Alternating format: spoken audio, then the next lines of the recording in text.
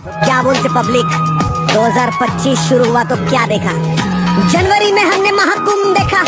महाकुंभ में लोगों का झुंड देखा, झुंड में भगदड़ में मरे हुए लोगों की लाशों से जलता हवन कुंभ देखा। रोहित शर्मा के हाथों में कप देखा, मई में बारिश टप देखा, नेता को करते घपा घप देखा, पति को काटा सपा सब देखा, डीलर से लेके तलाक देखा, तेलंगाना जंगल में रात देखा, 270 लोगों को कफन में लिपटा मिला, एयर इंडिया का प्लेन हाथ देखा,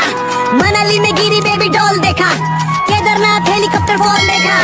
टेम्बा को ग्राउंड में टोल देखा, उसके हाथ में स्टंप और बॉल देखा,